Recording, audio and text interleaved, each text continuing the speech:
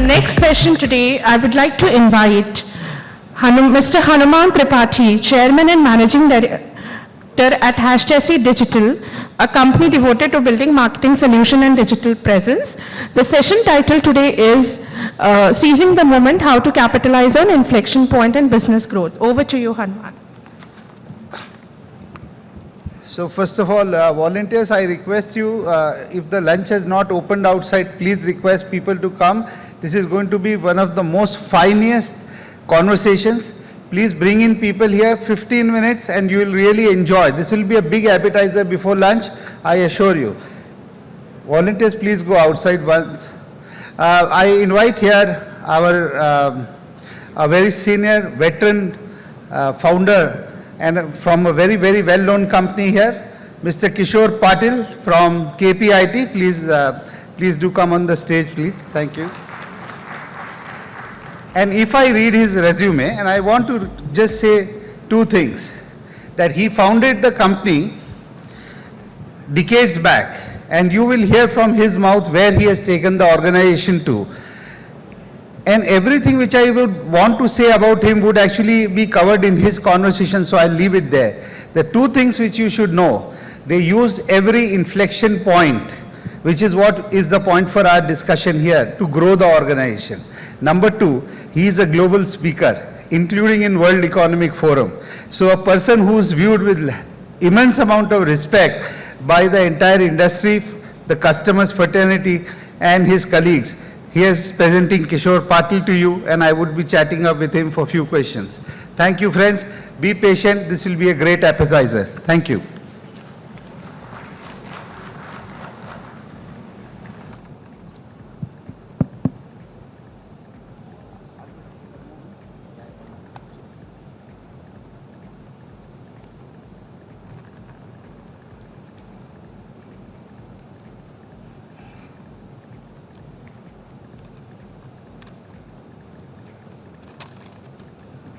So friends, I want to start with a very small story. In 2011, I met Kishor in his very swanky, huge premises in Hinjewadi for certain kind of a direction into business and so on and so forth, building certain partnership with him. That's where our friendship grew. I saw him doing something along with some art people, advertising people. So he was making a beautiful movie on KPIT. So I asked him, what is that about? Please remember the year. I'm talking about 12 years, 13 years back. 12 years back. So he said, this is a KPIT story, but you know, you are a founder of a company and so am I. So you must understand nobody is interested in listening to founders' stories, so I'm not wanting to show it to you. Please believe me, that afternoon while having a lunch, we did discuss that this movie will be worth showing to or convert into a book some or other time. And friends, myself being from an SME company founder for 25 years, and today all of us sitting here in that in the August audience should definitely learn this story of how KPIT, being one of us 2 decades back, has become a global, a huge company. So the purpose of this discussion is to hear from Kishor as to why all of us should have hope that we would become $1 billion company one day. And that's what Kishor is going to discuss about. So Kishor, without taking so much of time of yours, I would, as I said, we want to showcase to our SME audience how you build the success in KPIT, which is also a hope for us that a lot of our companies would become large over a period of time. So you had a unique start. KPIT originated from an audit company, a chartered accountants company called Kirtane Pandit. So how did you start? How did you join this business? What was your vision at that time? How far could you see? Could you see what you are today at that point of time? That's where I think you should start with. Yeah, sure. Okay. So first, it's a very hard to do this session after such a good start by Anand and all the hungry audience, but let me give it a try. So I'm a chartered accountant also. So we were practicing chartered accountant and, very young, of course, that time, little more young than what I am today. But then I was thinking, what should we do really to really build a global business? And in CA, it is very difficult. So we were looking at a model, what I can do and what we could do. And that point of time, we looked at, that time Anderson Consulting route, now Accenture, right now in the new model, or at that point of time, if you look at it, PwC, they had, again, IT arm. So we realized maybe that's one area we could look at. And that's the reason we decided to really get into this so that we can build a global business. That was just a dream and ambition. So that's how we started. I may say that I think all of you, I'm sure, all the entrepreneurs have that right to be a fool, as I always say, or a vision. So we always dreamt of a big company. We always dreamt of a big company. We knew that sometime it may take time, sometime it may take years, but we had a vision, we had a strategy, and we decided that we'll build a business accordingly. So you had many inflection points, and I know some of them myself, that how you chose those inflection points showed a lot of courage. Pick them up. So can you tell our audience some of those points where you saw the business could have gone either way and you chose them to grow the business tremendously? Absolutely. So I think realistically, because we had a 150 square feet office, we started with a lease computer. So exactly, many of you have done it. So that's exactly what we did. But if I look at my inflection points, every 4 to 5 years we have generally increased the business either 5 times or 10 times, roughly, depending upon the period. So one thing I felt, the first inflection point, and I think which is very relevant and it's a very difficult to take a call, is the first opening of the office outside India. I think it's a tough decision because the cost and how you do it, and if you do it properly, I think that is the most important decision, I feel, because otherwise, if your business is export oriented, if your business is India oriented, is different, but still then you need different offices. But to have an office close to the client, and I may just want to add, for different reasons, we raised funds very early, and many people invested those funds in terms of that point of time into building a very big campuses or infrastructure or offices. That's where the people spend time. We took a big risk. I think sometimes looking back, it's scary. We put all the money into building a sales organization. So I had money for about 2 years, 2.5 years to really get back, So we invested all the money into intangible asset, which could have never come back.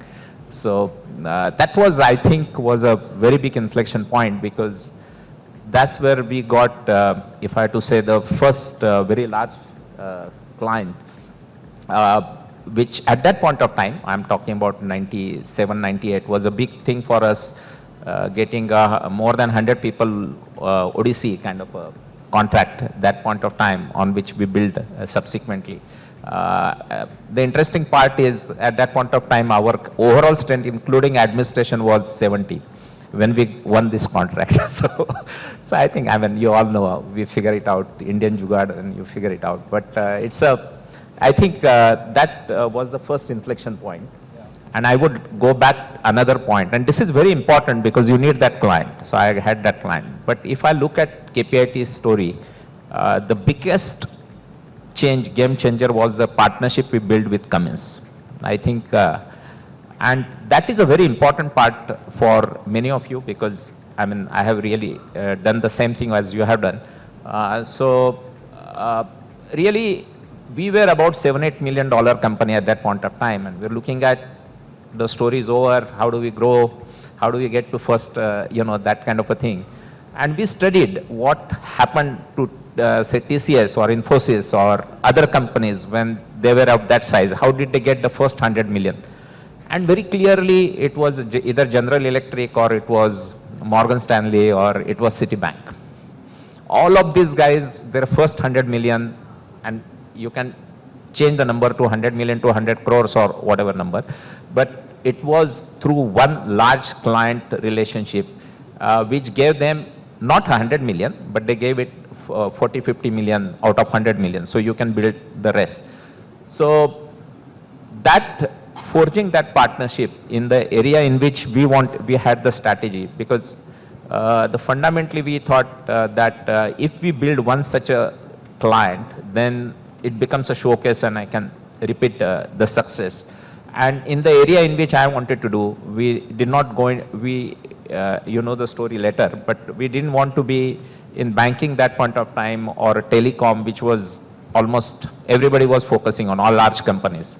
So we thought that we want to really focus on manufacturing, automotive and manufacturing as a vertical. And that's why it was very important for us to have a strategic relationship with a client like that. And that's where we really worked more than 2 years. I personally spent all the weekends and all the days for 2 years. And that was the partnership which Forge helped us to really change our orbit.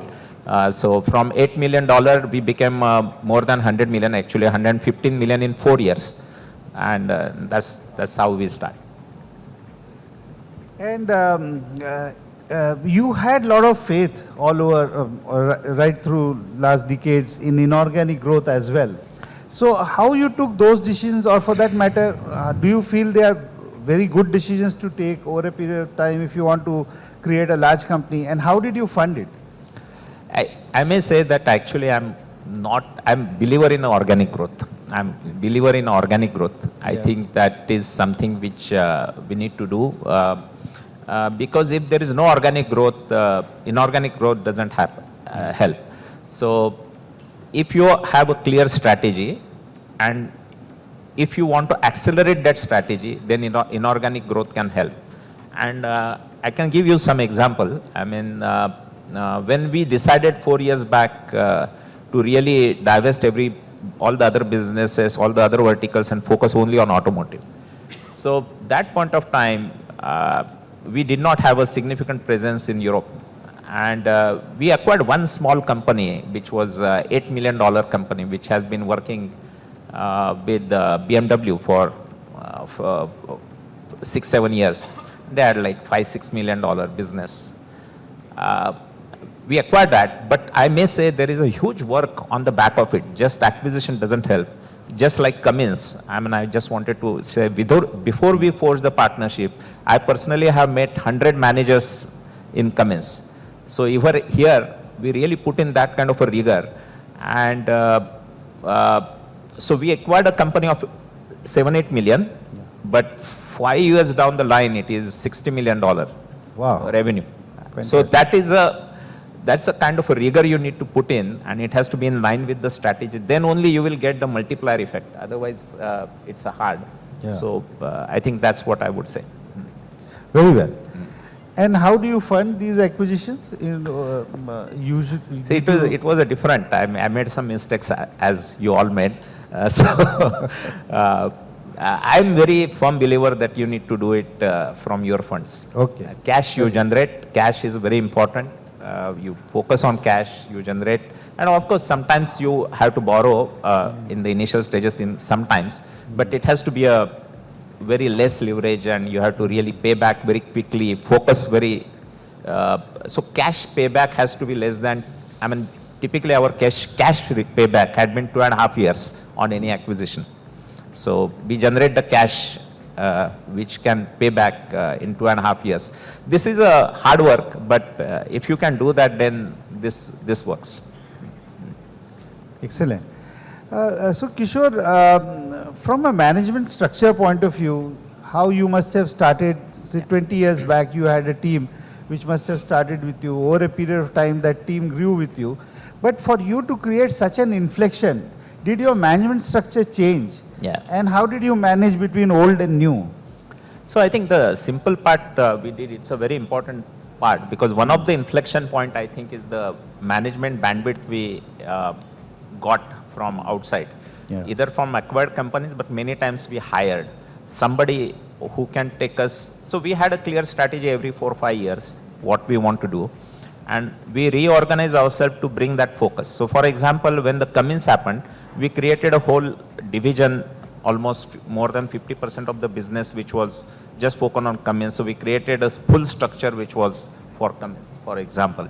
So I think that was a big decision for us. We were a very small company at that point of time, and we hired somebody of a SVP level from Citibank, Kosil, and who, I mean, their salaries were higher than maybe double than what I was drawing, and other things. But I think we made those decisions that point of time. And what it helped us is to deliver to these people, these large companies, large corporation, and they could see that we could build a scalable business. And it also was a trust, which is very important, because some of these large businesses, what is important is the trust. So I think they knew that we were focusing and we were investing into the growth. So that was one point. The second point is, when we did Cummins, we hired a very senior executive of ex-Cummins to lead that business. And then, really we could grow that. So every point of time, we have seen who will help us for the next at least 5 years to make that transition. And of course, you have to learn faster from these individuals and professionals. So that has been very important. We changed the structure. We made big changes. For example, almost a person like a person who was really very senior, and most of the organization was reporting into him, development. We moved to a CTO position where he had maybe handful of people reporting into him. When we thought that technology was the one very, very important, as we were moving, the shift was happening in automotive side. So I think it is all about making a call of focus and decision. Sometimes it works, and as long as it works most of the time, you're good. Some will go wrong. Excellent. Very nice. So we'll take just 3 minutes of yours more. I have 2 questions to ask you. One is, there must have been disappointments, right? Yeah. Over your entire growth, there must have been disappointments. What were those, if it is possible to share? Or for that matter, linked to that is, when you build a business and it had already had revenues, customers, people who are delivering, and then you decided to focus the business once again. So you had to shed away that business, which was non-focused, non-strategic. So that was also causing some disappointment. So how did you deal with having to create a sharply decided focus? That is my first question. And of course, I'll come to the last one. So let me just give a little bit of a background, because what I mentioned to you, you haven't really, maybe I have not explained clearly the story also to some extent. So first we got Cummins, then we got few more clients like that, and then we decided that we will focus on automotive as a segment overall, and went across. So you get a client, you multiply the success, and then you create offerings for the, for the long term. So we create a vertical out of it. So during this process, we had to take some bold decisions. So one of the bold decisions was, as I said, when we decided to focus on manufacturing and automotive, we divested a significant part of our business, which was very profitable, which was banking business, which we sold to his company that point of time. At that time. But it was very profitable. It was very, very good quality of clients. But we knew that this is where we are not going to create a leadership. So we made that decision. Same decision we made 5 years back. Our business was, 600 million around. We would have been $1 billion in 3-4 years, maybe, that point of time. But we divested 450 million out of it, kept 150 million out of it. Fortunately, the same business is of the almost same size in 4 years after Excellent. this. But very nice. Taking that decision to do that was very That's critical. what I wanted the audience to hear. So divestment is hard, because we had built a team. I mean, many of them were, we had hired from colleges, and they have been with us for 20 years and all that, which was a big thing. But I think it was good for them, because our focus was different, and they have done very well wherever, where we divested. So I think these are some of the very crucial parts. But certainly, I think, I mean, some acquisitions are not as successful as you want. See the point in decision making, which has been a little bit disappointing. For example, like a China, right? We invested. I wanted to really grow because China is a big automotive market, right? But all the last 4 years and other parts of the industry, so we could not grow as much as we wanted. So some of those disappointments either with people, I mean, we had a wrong hires, and at a senior level, when you have a wrong hire, there's a cost is high. I think the quick decision is basically failing fast. I think that has been the... Very well, very well. That's what I wanted you to share. Yeah. Because it's very, very difficult to, what you have built to destroy and then rebuild. So fantastic. You truly, you are our mentor. So is it something which you want to tell to our companies? Just two things. What comes to your mind? If a $10 million company comes to you today and say, how do I scale up? Or say a 10 crore company comes to you and says, I want to scale up. What are the two things you will say? I think 2-3 points. First thing is, at this, sometimes at a initial stage, you always think that there is going to be a star salesman who will going to win you a big project. I think there is no star salesman I have seen. So I think you are the star person who can represent your company and build a trust with the client. And you have to take that ownership is the first point I would say. And the second point I say, you make yourself accountable to your team and more importantly, your colleagues who are working with you and putting trust in your leadership. I think having that transparent discussion helps you to drive the decisions, drive the businesses, even tough decisions you can take when it's an open strategy, it's a very clear goals you have, and that really helps. I think, I mean, I would really think that last but not the least, you should know what your business is about, and you should know what your business is not about, and make sure that what is your business is not what you don't intend to do. Your strategy is what you want to do, and strategy is also what you don't want to do.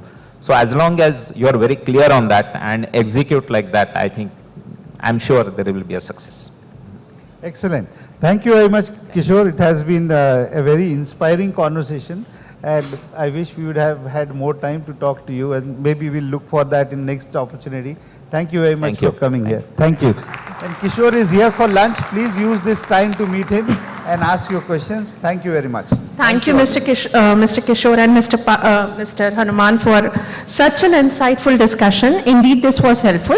Here is a small token of gratitude from our behalf to both of you.